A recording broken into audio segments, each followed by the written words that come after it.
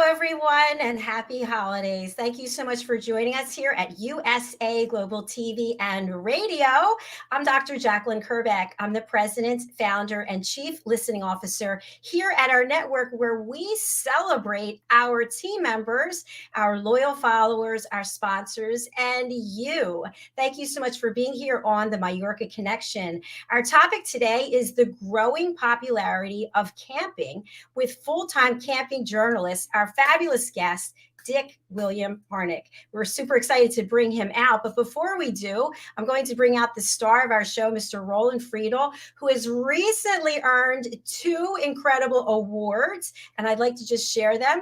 The first is our certificate of appreciation to Roland. His earned the Open Hearted Award for his commitment to helping others feel safe, heard, and appreciated. Round of applause for Roland. Woo! And he also is part of our elite group. He has earned our President's Club Award for his commitment to helping others, sharing hope and inspiration on the USA Global TV and Radio Network. Another round of applause for our VIP award winner, Roland.friedl. Let's get him out here. Hello, welcome. Hello, Dr. Jacalyn. Great to see you. Happy holidays. Thank you. It's great to see you also. Happy holidays. Where in the world are you today? Yeah, first of all, thank you for the awards. It's really an honor and a pleasure, and it motivates me to do even more. And as I always say, there's not much to say, but much to do. And thank you so much for that. It's really an honor. Thank you for that. So I'm right now actually in Portugal. In the south of Portugal, in the Algarve, a little bit away from the sea. I spent a few days on the seaside, very nice.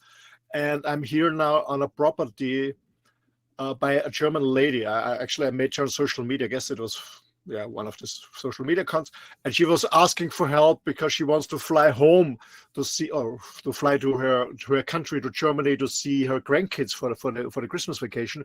And she was looking for somebody in a motorhome who comes to a property, takes care about the property, but also walks your dog twice a day and feeds your dog. So I'm here, actually, more or less nowhere in Portugal. There are no shops closed, there are no bars closed, so I'm just alone a few days here with my dog, her dog, and my cat, and I absolutely enjoy it here. Actually, it's been my first Christmas absolutely alone, without family or my beloved ones, but I absolutely enjoyed it. Yeah, so I'm in Portugal, Algarve. Fantastic. You always have the most amazing stories, and you bring wonderful people to our platform. We do have a comment from one of our loyal followers who's earned one of our top fan awards. Roland is a man with big dreams under USA Global TV. Thank you so much for joining us, Push Child Foundation, Uganda. So we have a wonderful guest backstage who's also in his motorhome, which I think it's great. 2 guys in their motorhomes. I want to just talk briefly before we bring him out about the fact that it can be a lonely journey if a person looks at it from one perspective, or it can be a very exciting journey to be traveling in a motorhome. And you've decided it's very exciting, correct?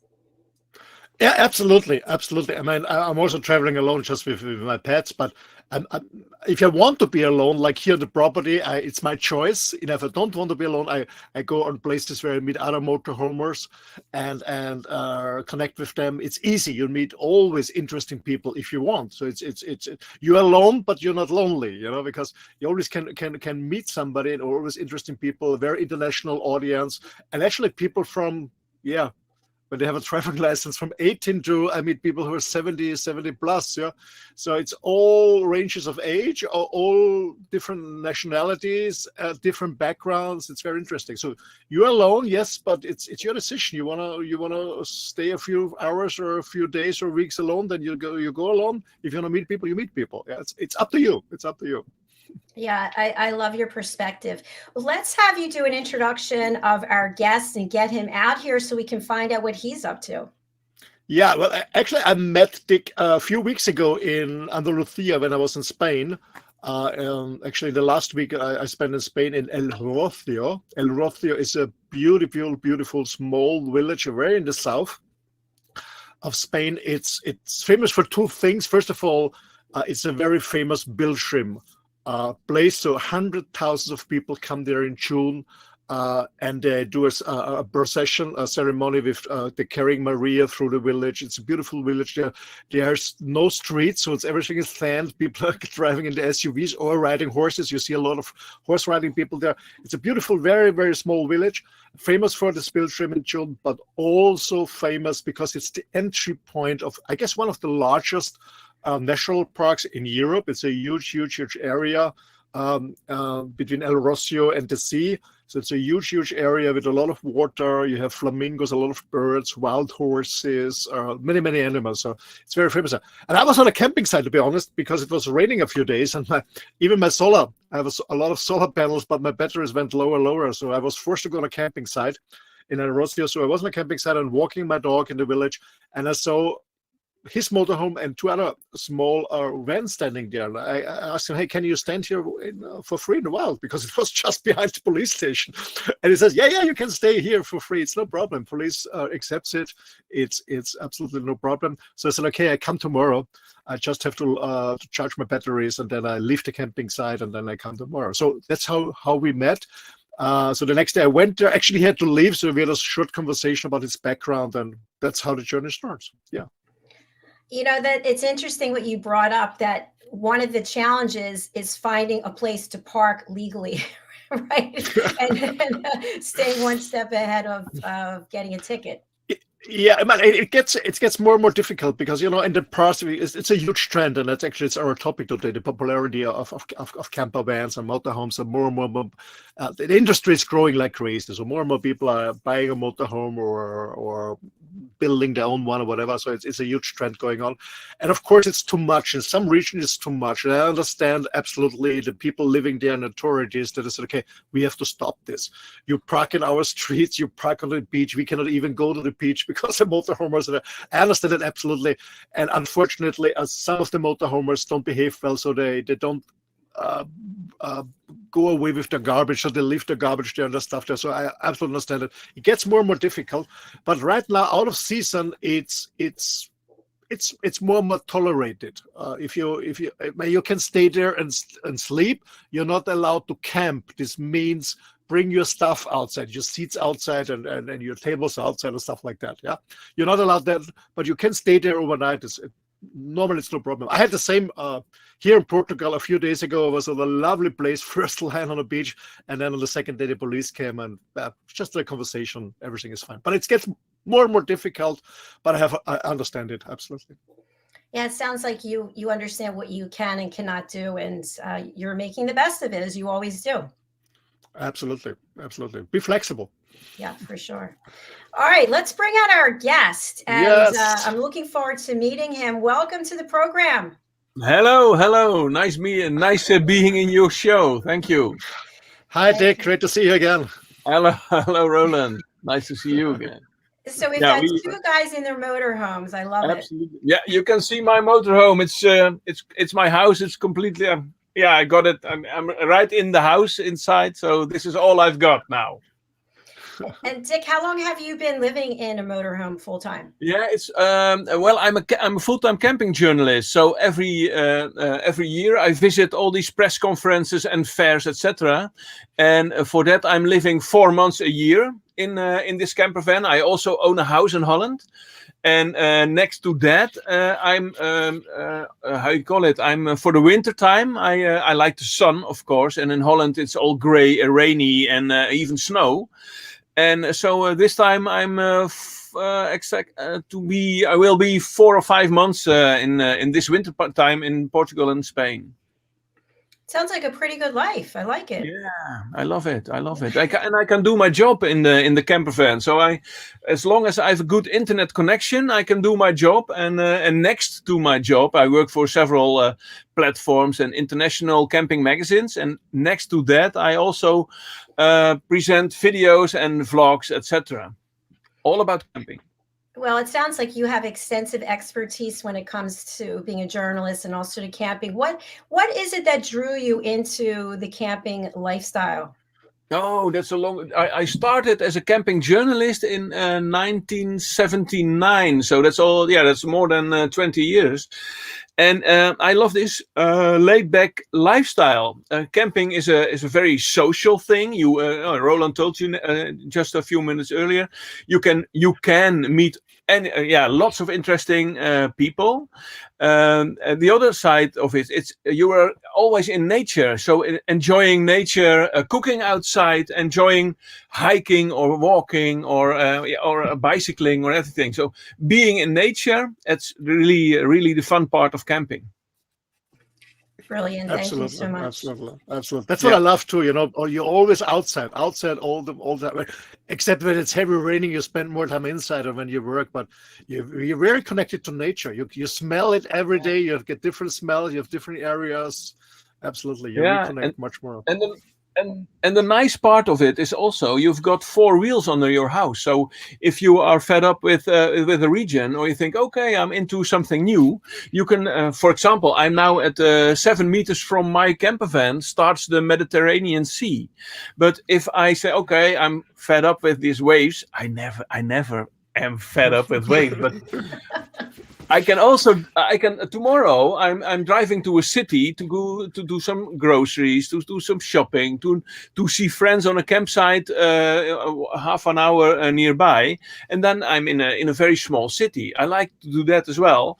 And for example, New Year's Eve I will be with friends at the sea, enjoying wine and good stories.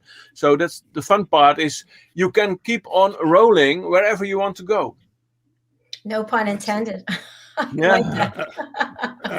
Absolutely. I have a question to you, Dick, because you're a motorhome journalist. You're writing for, I guess, Dutch and Belgium magazine, TV reader.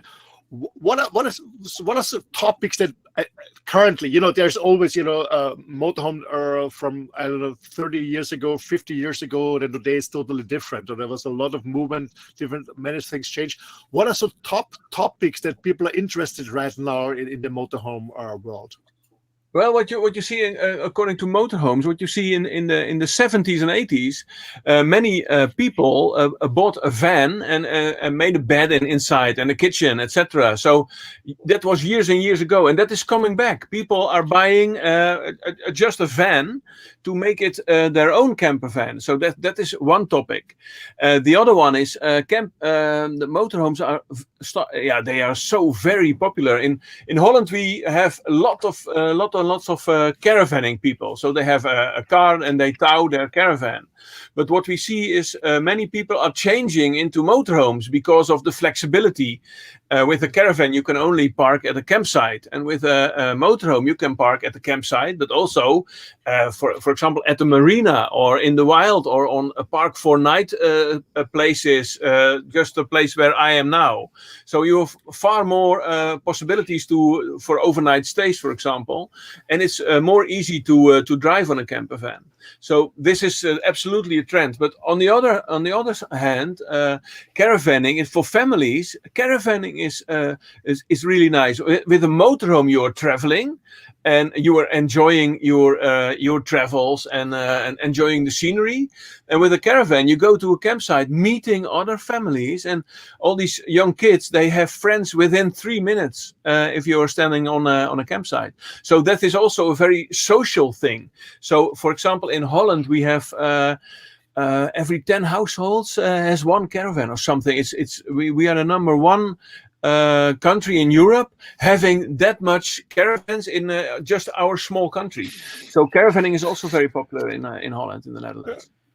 I remember, Dick, when I was in my 20s, a young guy driving fast sports car, always full speed on the highway. And the only thing that the Austrians, the Germans annoyed us was these Dutch guys with their caravans on the left side, going very slow. Yeah. Very slow. So the Dutch has always been very famous for caravanning since there's a joke about that. And then when you have a Dutch car, you have NL, the N from Nederland on your car. But the German guys, they say NL means nur langsam, only slow. Yeah, That's because yeah, of no, like so, that's because of we are towing these caravans and stopping all these speedy guys in the Mercedeses and the Porsches on the German highways. Nur langsam. Yeah, that's yeah. Because I was always speeding 200 per hour or even faster. And then you have this Dutch guy with 80s, you know, when you don't have good brakes, you just crash into the kitchen. yeah, I know. So think what you said before. So you talked about motorhomes. It's more for people who travel, who want to go around, see different stuff. And caravan is more for families or people who want to stay more stationary. They find a spot, spend their vacation there, and absolutely. Sorry, what was the question, Roland? I didn't get the question. And I said motorhomes are more for people who love to travel around. They don't stay on one place. They travel around. Caravans are normally more for people who want to travel around. But I also see a lot of people who have a motorhome who go on one spot for 6 months. What I don't understand why to buy a motorhome. But anyway, but do you see a trend from caravanning more to motorhomes, that people want to travel around more, especially when they're getting older, when the kids are out of the house? Yeah, exactly. That is absolutely a trend, and people are selling their caravan in such occasion, and they say, okay, we want to explore Europe with our motorhome, and then it's more easy to own a motorhome than having a car and a caravan. But that's absolutely a trend. But what I see here, and that's also nice, because people who are spending the winter in this warm region, I keep on meeting young people living in their van and working remote just the same as I do. So they have this now, for example, I've got an internet connection, and I'm meeting all kinds of people, 35 years old, 40 years old, and working in their van. So motorhoming is not only for the pensionados, for the rental, or for the rentner, the people who are retired. That's the word in English. So I'm meeting young people all over Spain and Portugal. So that surprised me, to be honest. Yeah, I like that. People are working remotely, and that's very comfortable in a motorhome as well. Absolutely. So what I see when I'm especially here in Spain and Portugal in the wintertime, when you go more to the seaside or the camping side, so you have more retired people who just stay over the winter, escaping from the cold, older people. But when you go more land inside or on the illegal places like we both like to park, you meet more the younger generation who are mostly sometimes part-time or full-time living and working in the motorhomes and work remotely. Absolutely. Yeah, absolutely. And it's also nice to know it when this region where I am now, I'm in the Murcia region, and the campsites, most of the campsites are fully booked. Yeah. So I was really lucky to spend Christmas on this campsite, and yesterday and the day before.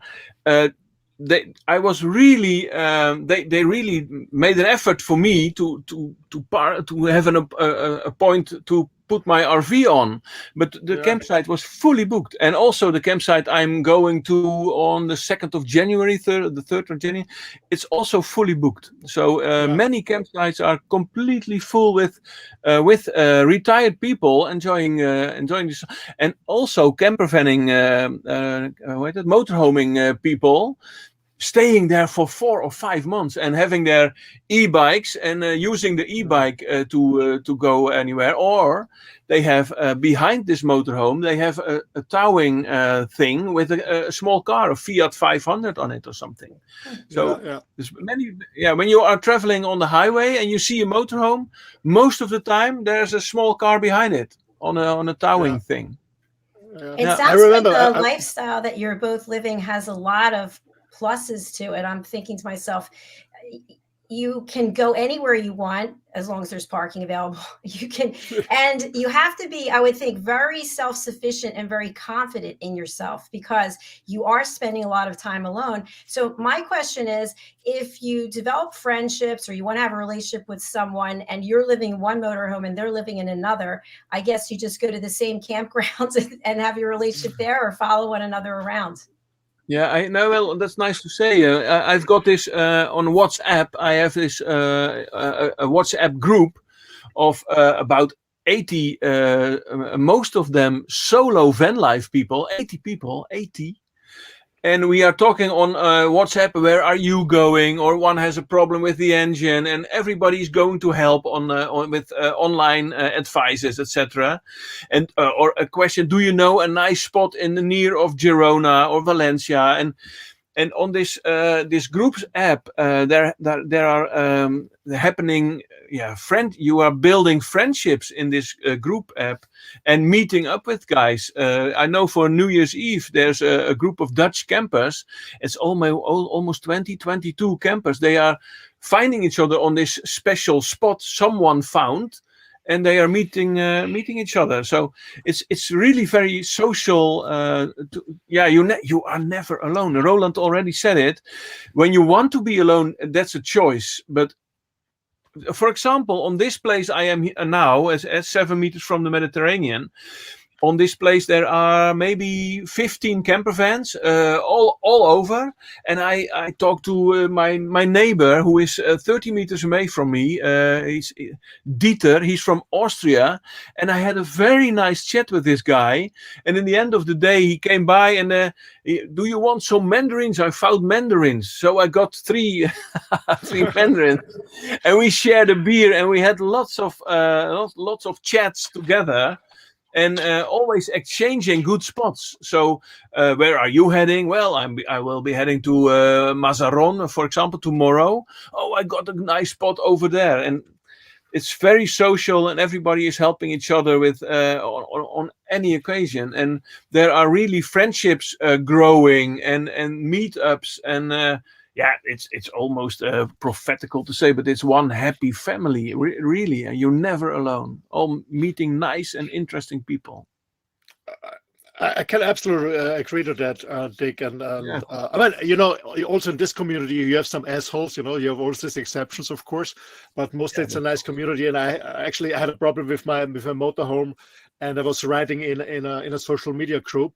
And within 5 minutes, I had 10 different answers and supportive and help. And one guy came over and said, "Hey, I gotta help you. I just 15 kilometers away. I saw your post." He gave me a call. He came over, helped me out, and yeah, it's a really nice community. It's absolutely nice. Yeah, community. that's also my experience. So I really love to be in my camper, and in fact, I'm now normal in my work. I'm most of the time 4 or 5 weeks in a row for my job, and then I'm back in Holland in my house, and then again 4 weeks. But now the first time for me, because I'm now 2.5 months in a row on my in my camper van, and I'm enjoying it so much. This lifestyle, being on a very long time now in my camper van.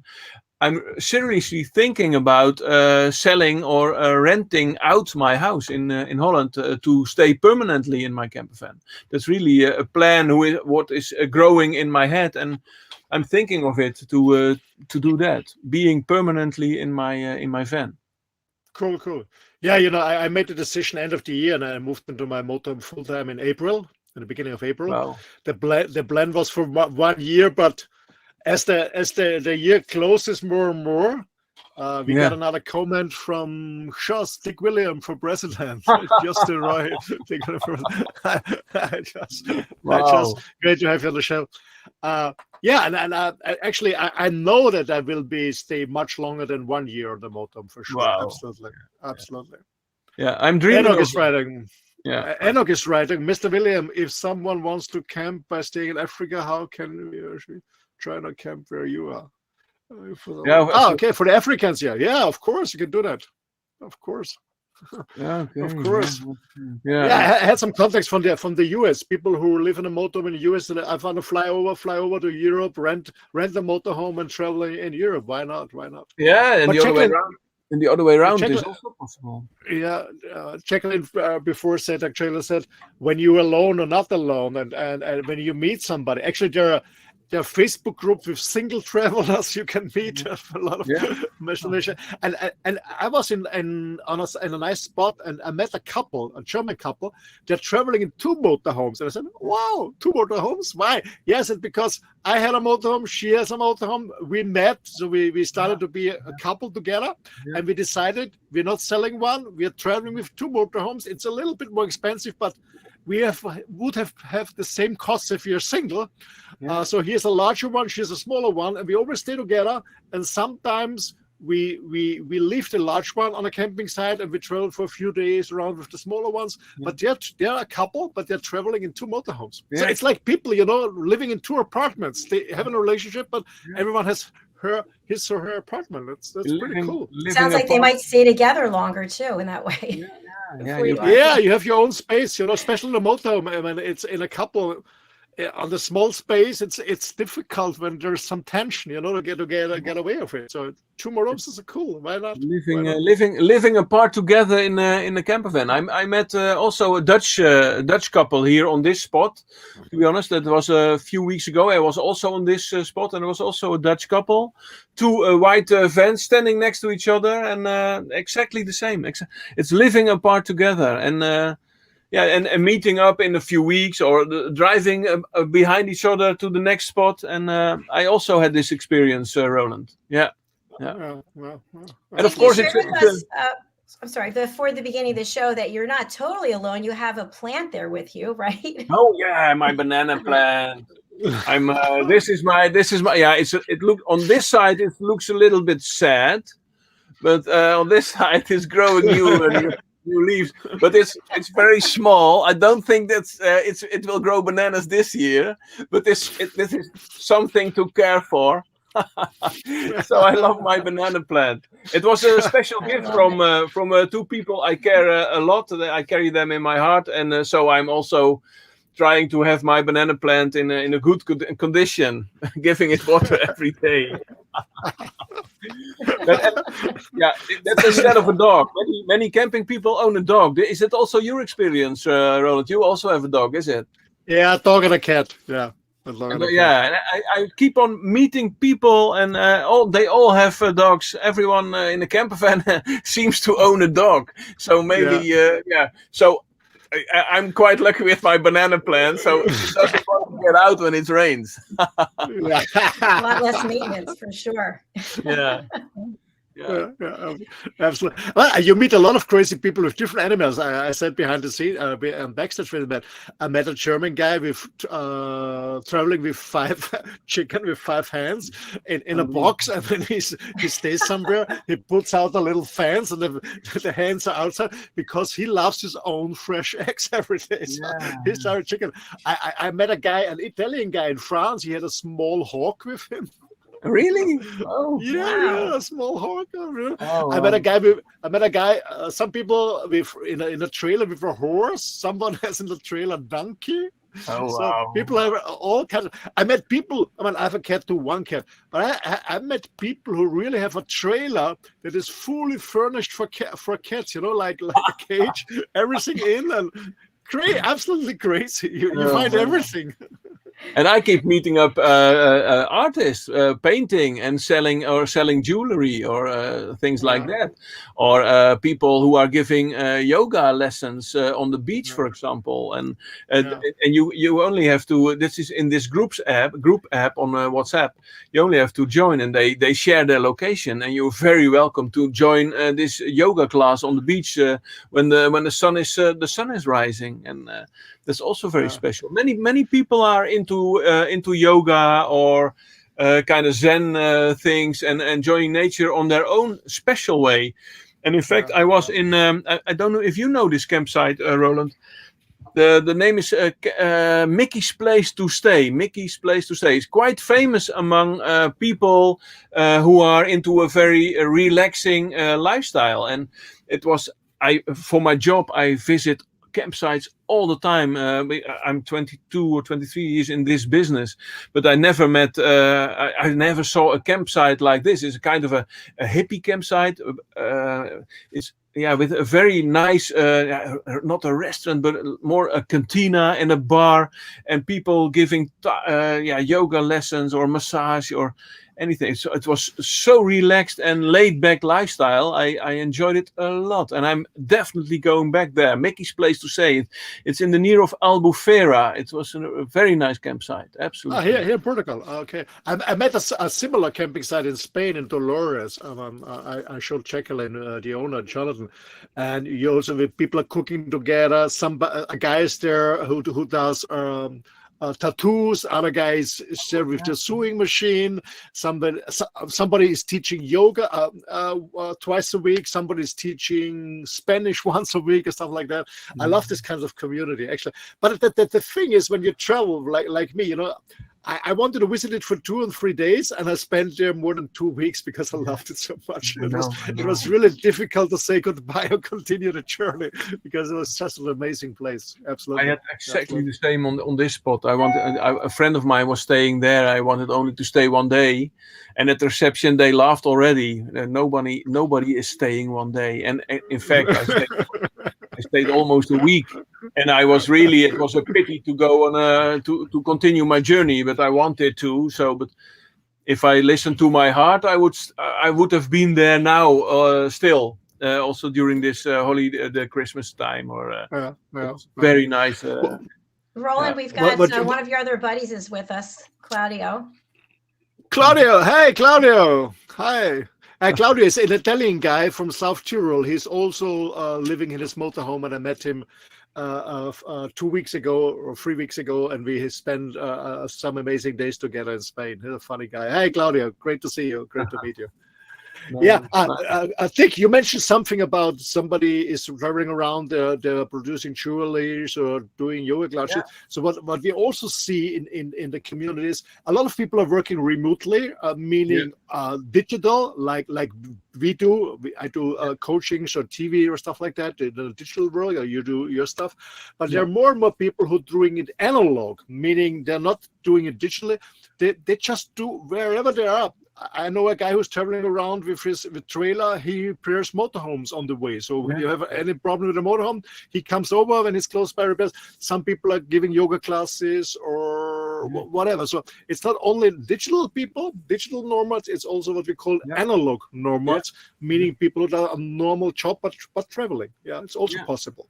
Yeah, people who are helping to harvest olives, for example, or harvest tomatoes or paprika, or working on a ranch to stand there and have dinner with the ranch people, the farmers, and that's also my experience. People, and there are a lot of opportunities that they go on a side, or like I'm here on a property. I stand here for free on this property, and I'm taking care of the dog for 10 days because this lady was flying home for Christmas. Or I met couples who traveled together half a year, and half a year they earn money by working on a camping site, doing the reception and all the stuff. So they're working 6 months on a camping site. Making money, and then they travel 6 months. So it's all options. I want to ask Dick, how do you decide where you're going to travel? And you said you do this 4 months of each year. So do you always go to the same places year after year, or how do you break it up? For my job, I visit the factories where caravans and motorhomes are made. And these factories, they have these press conferences where they show new models. So I'm at, for example, at Eriba or Hymer or Detlefs or Büsner or Knaus or Tabbert. They invite me as a professional journalist to write and review their new products. And next to that, I also visit several fairs. And there's the world's biggest fair in Europe, Europe's biggest fair is in Düsseldorf, for example. That's a very important fair for me. But also, of course, the Dutch fairs are very important. The Belgian fairs are important. I visit a camping that's more an outdoor fair at the near of the Bodensee, for example. So this is where I always go, because that's where I earn my money from. Reviewing caravans or presenting the new models. That's part of my job, and also these fairs. And but now, now I'm 2.5 months on my way on my own, just enjoying the sun and the rain in Portugal. But and then I decided, yeah, what I'm doing, and I'm following the coastline. And when I like it, I stay 2 days or maybe one, and yeah, and then I travel again a little bit further. Most of the time, 200 kilometers or 500 kilometers, and yeah, I'm really. I don't have any obligations to visit now, but I was on a campsite, for example, and they are very interested in what I do for my in my professional job. For example, Camping Trend or Camp to Go is really famous in Holland, and they are very interested in publicity. So I talk to them about that, and that might be a commercial success to present their campsite on a big audience.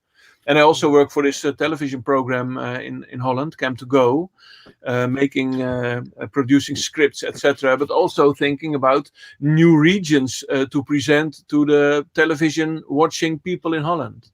Mm. Yeah. So. Have you also been traveled through with your motorhome through Italy or through Greece or former Yugoslavia? Italy I did, also for my job, because a very famous Italian brand is Leica. So I visited Leica, it's in Tuscany, so I was there on several occasions. But I also I did some camping tours in the Trentino, that's the northern part of Italy. They call it the land with 1,000 lakes. Trentino is beautiful. And the Lake Garda is also part of the north of Lake Garda is also part of this Trentino region. So I was there as well for tourism articles in several magazines, for example. So I really love Italy. But I also was in Croatia, for example, and Croatia is also very beautiful. And you have this Istria region, you have the Dalmatian region, you have the islands region. It's really, yeah, I was there for my job as well.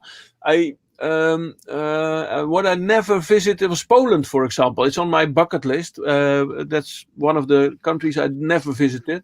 But you have to. You have to. I was last year for 2 months in Poland. You have to. It's beautiful. Yeah, beautiful. I heard. And Slovenia also should be very nice. And I was in Slovenia for my job because the Adria factory, this very famous brand, also in Europe, the Adria factory is there. So I visited, but that was by plane. So I was in Slovenia with my camper van, so that should be also very beautiful. So it's also on the list. And Morocco, on my bucket list is also Morocco. I met a couple, and that was in Portugal, and they were planning to go to Tenerife, to put the camper van on a ferry to Tenerife, do Tenerife for 5 weeks, and then a ferry to Morocco, and following the coastline back. And I thought, oh my God, that's a brilliant idea. So that's also one of my bucket list things. And Morocco is, I think, next year I will be in Morocco. Yeah, it's also on my list. I was thinking about it. I thought when it's raining too much in Portugal, luckily the last 7-8 days it's really sunny here. You can see it on my tent and my face. Yeah. But if it's continued to rain, I go on the ferry and I go to Morocco too. So, Dr. JACALYN, for your understanding, here in Europe is in winter time, most people are heading to South Spain or South Portugal. In Italy, it's only Sicilia, but even Greece, it's too cold in winter. It's too much snow. It's too cold. So most people are going to South Spain, a little bit South Portugal, or they go to Morocco in winter, because the other areas are too cold in winter. Even if they're in the south, they are too cold. Yeah, it sounds similar to the States. A lot of people come here to Florida when it gets cold in the north. Dick, a question I have for you, and even for Roland, is, to your knowledge, is van life, camping, is it as popular there as it is in the States? Or do you know what the trends are? Yeah, no, well, in fact, I was on several occasions for my job. I was in the States, and what surprised me a lot is that in the States there are far more caravans to be sold than motorhomes, and that's why many people, not in the urban regions, but many people live on the countryside, and when they travel 1 hour, they are already on a very nice river parking with a camper van. And many Americans, they own this big Ford F-150, this towing car, a towing champion, and it's very easy to hitch a caravan on it. So there's quite a difference in. I was really surprised about the amount of caravans in the United States. And what also surprised me was the price of they are very cheap to buy a caravan. When you spend for example $30,000 in America for a caravan, you have something that is 3 times bigger than in Holland. In Europe, to be honest. And that's also because of the European caravans. They are very luxurious, and the caravans in America are quite rectangular. And in our part of the world, we love these nice curves, but also electricity and gas solutions, and very luxury air conditioners and showers, etc., which makes the European caravans far more expensive than the USA caravans. But that's also something I was surprised about. Yeah, and to be honest, in Europe there are more motorhomes sold than caravans, and that was 10 years ago. That was the other way around. So motorhoming is far more getting popular and popular, and it's also quite a problem because you already mentioned it in the beginning of this show, Roland. It's where are you going to for your overnight stay? And owning a motorhome, you're lucky. You can be in a marina or in a camping or on a park for night spot or anything. But it would be nice if all these spots should expand, because there are more and more motorhomes sold. So 5 or 10 years ago, you could drive and it's 5 o'clock. Let's find our first camping, or let's find our first RV spot. And now you have to do it and when it's 2 o'clock, because otherwise it's completely full. So that's the bad thing about this popularity of motorhoming. Well, thanks for sharing that, Roland. Oh, sorry. Roland, you had mentioned in previous shows that there's some way to make a reservation as you're traveling. Only on camping sites, only on the official camping sites. Yes, you can reserve. But the wild spots that we prefer not. But I just want to add something to the trend from the US. What I see, and I don't know what's your experience, Dick, is what I see that comes more from the US to Europe now. And even there is a famous producer now in I guess in Ireland or in UK, is the fifth wheeler. The concept of the fifth wheeler. Yeah. Because in US you have a lot of really long fifth wheeler with slide outs.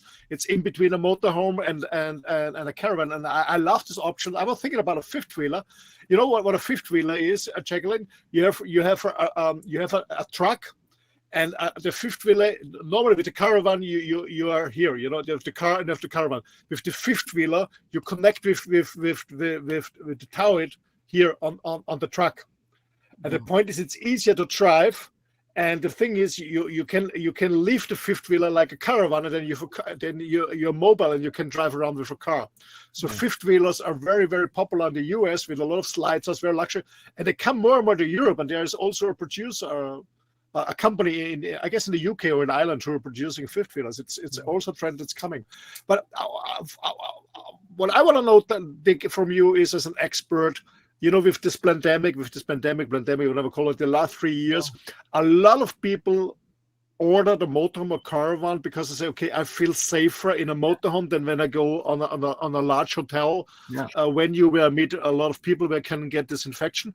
Do you think there's a trend backwards? Because when I talk to people, they told me, they only bought it because they're not campers by their heart. That's not their passion. They bought it because of the fear of the infection. And they say, no, camping is not mine. It's expensive. The gasoline is expensive. Do you think there's a trend back? No, I don't think so. What we saw was that camping was very popular because during COVID, because it was the only way to have a holiday. Because airplane holidays or hotel holidays, everything was forbidden or even not possible or dangerous. And being on a campsite, you create your own safety bubble, because when you don't want to meet other people, you don't meet other people. So that is what made camping very popular during this COVID period. In the beginning, we also were afraid from, oh my God, everybody is ordering motorhomes and caravans, and we also thought there is going to be a very big selling back, but we don't see that happening. And when people buy a camper van out of fear of COVID, they should have sold it already, but we don't see it. And in fact, when you order a new motorhome now, you're on a waiting list for 1.5 or even 2 years. So when I want to sell this motorhome, I think I can sell it within 2 months. For almost the price I bought it myself for. So I don't see this trend of returning all these caravans and motors on a second-hand market. I don't see that. I don't see that happening. Okay. No. Okay. Dick, can you tell us a little bit about the motorhome that you're in? What the amenities are that you have there? Oh yeah, I love to tell it because I'm quite a specialist, and I owned 3 caravans. And I owned 3 motorhomes. This is my 3rd. And before this, I was driving a Detlef's motorhome and then a Hummer motorhome. And this is a Francia. And the nice thing of Francia, it's a very small brand. Hummer, for example, they produce 10,000 motorhomes a year. And this Francia guys, they only produce 500. So, and the advantage of that is that you can have some personal things in your van. So, in the matter of speaking, you can almost call the carpenter about I want this a little bit different. So I'm a very tall guy, and the lucky thing about this one is I'm almost 2 meters, and my standing height is 2 meters and 3. So I never have to be a turtle bending over in my I can stand up straight. And what's also very nice, I only have a 2-berth bed behind me, and not an extra bed in front. And that is the lucky thing. I also don't have to bend when I'm going to the steering wheel. What I also changed is the bench. Most of the benches are L-shaped, and I've got it rectangular, and also the kitchen, and that makes it a lot more spacious. I don't know if I can show you that. This is my complete camper van. You see a television. I have to point at the television over there. You see these small lights here. That is here. That is my bed. I have a very large kitchen. I don't know. Yeah, there's my kitchen. You see the light. 2 gas burners, and I had it customized. And that was only possible because Francia is a very small factory, and it's possible to have some personalized things in it. What I put extra is 2 big roofs in big windows in the roof. This is one. I closed it. This is the other one. It's now open. It's without a curtain now. That means there is. During the day, there's lots of light inside. So when it's raining, I'm producing my articles here, and it feels like I'm in a veranda or something. And I've got you can see that I have to point with my finger here. There's the air conditioner. So also in Tuscany, when it's in the middle of the summer, it's 38 degrees at night. So I put on my air conditioner. I've got 2 solar panels on the roof and a very big lithium battery in my in the floor, so I can stand when the sun is good shining, and when it's not raining, I can be off grid for 10 days or something like that, and even longer when the sun is shining. And I don't drink too much coffee, because drinking coffee on an inverter, that sucks the energy out of the battery. So I'm completely I'm sorry. I can stand off grid as long as I.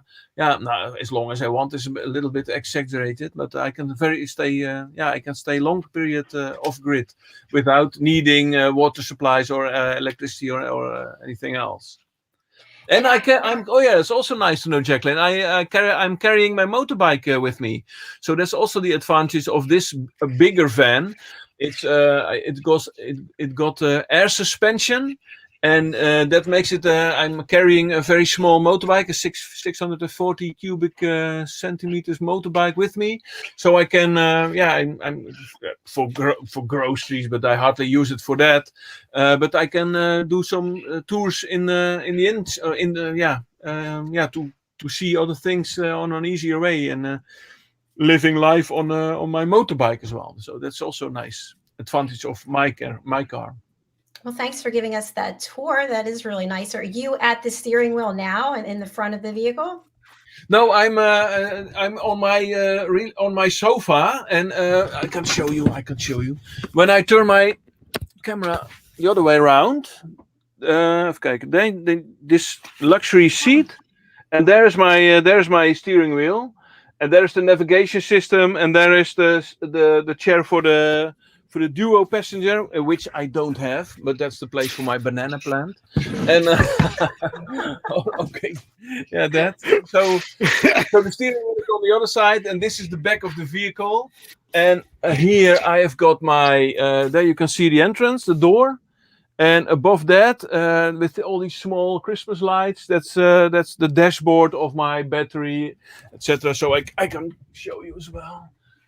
This is information about the battery, the time. This is my heater, solar panels. So that's things I check every morning just for fun, and to realize it's okay. That's So I really love my van. I really love it. It's really nice. It is. Yeah, you're the first person who's given us a tour of their van, so I appreciate that. Thank you. And we have another comment from someone on Facebook. We love being full-time RVers. We'd love to know who you are and where in the world you are traveling. If you want to tell us. Fantastic. So we're actually close to the end of the program, and I would love for you to share how people can reach out to you and who you'd like to contact you. Okay, I've got my. I've got my own vlogging channel since 4 weeks, and with almost 7,000 subscribers. It makes me really shy that I'm that popular in Holland. For Holland, these are very nice figures. It's on YouTube, and my name over there is DWvlogt. My first name is Dick William, and Dick William is vlogging. DW is vlogging. DWvlogt. So you can find me that way. But I also work for campingtrend.nl, and I work for camp2go.nl. So and of course you can reach me out on Facebook with my full name, Dick William Harinck. So it's also a way to be in contact with me. Fantastic. Thank you so much for sharing that. And I hope you'll come back and see us again. I'd love to. I would love to. I was enjoying the show, and it's nice to see Roland again, and nice to meet you as well, Jacqueline. I had a lot of fun time with you guys. Well, thank you. I certainly enjoyed it myself. And just a follow-up comment. It's Brenda. Hi, Brenda. Thank you so much for being with us. Brenda and I used to work together, and she is currently traveling and living in Iowa in the United States. Hi, Brenda. Hi, Brenda. Cool. She's also one of our team members. She's an elevated listener, so it's good to have you with us. Cool. All right. I'm going to turn it over to Roland for you to give out your contact information, how people can get in touch with you. Yeah, the easiest way is when you go, I always say my main website, I have 8 websites out there. It's my name, roland.friedl.com. I will spell it for those guys who are listening on a podcast on the radio station. It's ROLANDFRIEDL.com, rolandfriedl.com. And yeah, who wants to contact me? Whoever wants to connect. I love to connect with people. I love to network. It's all about caring and sharing here on USA Cable TV and radio. So whenever you have a reason to connect me, tell me your story. I'm very eager to learn from other people. If you run a business, you can connect out there. You find a link to my business website, spartanperformance.com, where I work with my international team for international companies worldwide. I get in 8 or 9 languages. We do coachings, we do men's groups. We have actually on Wednesday, so continuing in January, every Wednesday we have the Wild at Heart, a men's show here in USO Global TV and Radio. I am very engaged in the environmental show. So we have the Earth Show here on USA Global TV and Radio. And I just launched a new website on that, respectmotherearth.com, actually yesterday. On that. So there's a lot of opportunities to engage myself. And here on USA Global TV and Radio, you also find me on usaglobaltv.com. Yeah, and I just want to announce, JACALYN, this was the last this was the last Mallorca Connection show on Tuesday. So starting in January, same time, same procedure, but on Wednesday. So starting next year, in January, the Mallorca Connection will move from Tuesday to Wednesday. It will be on Wednesday on 2 p.m. East Standard Time or 11 a.m. Pacific Standard Time or 8 p.m. Central European Time, but on Wednesday. So I just want to announce that. Thank you. I'm impressed with how you did all those time zones so quickly. Thank you, Roland. Yeah, when you travel the world since 25 or 28 years, and you get used to the time zones. Absolutely. All right. Well, thank you, gentlemen, for being here. I'm just going to close out the show, and I look forward to touching base with both of you later. Okay. Bye, Dr. JACALYN. Bye, Dick. Bye for now. Bye-bye. Thank you. Thank Bye-bye. you. Bye. Bye. And thank you to each and every one of you who are watching our shows or listening on a podcast platform or on a radio station. I just have a few quick announcements. For those of you who don't know, we are all about elevated listening here on our platform. You're probably thinking, what is elevated listening? Do I have to stand on a chair? No, elevated listening is when you learn to listen without providing a solution. How many times have you been sharing a story with someone and they interrupt you to say, wait, I have the solution. I can help you. I have the answer.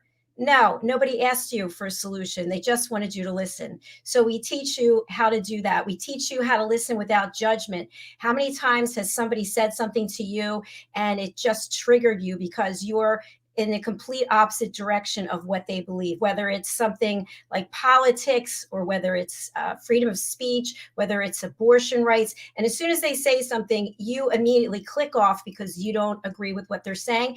And guess what? You're no longer listening. We also teach you how to listen without interrupting. I think that's pretty obvious. And the one that really drives me crazy is when somebody is sharing their story and you have a better story. So you just take the stage right away from them and they can no longer say what they were going to say because you are now holding court with your story. Why do we teach you these things? We teach them because everybody wants to feel safe. Everybody wants to feel heard. And people want to know that you are listening and you're fully present and you're not judging them. And as soon as we learn these behavior traits that are really conducive to having a meaningful relationship, a better connection, you'll find you're at peace. You have inner peace. And then if each of us have inner peace, I really feel that we're one step closer toward world peace. So how can you get involved? Anyone and everyone can take the Power of Listening course, which I have dropped to an incredibly low price so that as many people as possible can take it. Once you take this on-demand online course that you can take at your leisure, you become a team member here at USA Global TV and Radio. And once you're a team member as an elevated listener, we have all kinds of exciting opportunities for you. And let me just share what some of them are. You have the opportunity to be featured as an animal character in our upcoming books. So we currently have this fabulous book series called The Amazing Adventures of Lady Ella, the Listening Mentor. Each of the characters on the book cover represents a real human being who is certified in the power of listening. If you look there on the book cover, you see the ladybug. That's actually me. And representing representing my great niece, Ella, who is a little more than 1 year of age. And so I am the listening mentor as the ladybug. And then Roland, who we just saw, he is the panther in the front of the book cover, the Black Panther named Abu. Our second book is coming out, and that is coming out January 14th. That's Lady Ella's ABCs of Listening. Both of these books have already hit Amazon #1 new release. And I'm thrilled to share with you the fact that our third book is also coming out. And this is the book cover for this. Just got it yesterday, hot off the press. Lady Ella has afternoon tea in London. This is taking place at the British School of Excellence with our friends from Philip and Leanne to all of the outstanding graduates from the British School of Excellence. And the animal characters featured here are all British in some way or another. So we're going to be learning about tea parties. And Philip Sykes, who is the founder of the British School of Excellence and also the giraffe here, the giraffe named Gerard, he's going to be our consultant on proper tea etiquette. We also have our show, The Power of Etiquette and Manners, on Fridays, so do join us for that. We're signing off for now, and until I see you again, that'll be tomorrow. This is our last show for today because many of my team members are on holiday, so do join us tomorrow for a full day of broadcasting. If you've missed any of our shows, we have about 25 live broadcasts each week. Go over to our YouTube channel. We stream many places, but YouTube's the easiest to find us. And what do you think the name of our channel is? Yes, it's USA Global TV and Radio. If you'd like to be a guest on any of our shows, please go to our website, which is, yes, usaglobaltv.com. And if you'd like to learn how to listen, you'd like to join me in any of my coaching sessions, or you'd like to be part of our education platform, that's all through drjacalyn.com. Thank you again. Have beautiful holidays, and please be kind to yourself and be kind to others.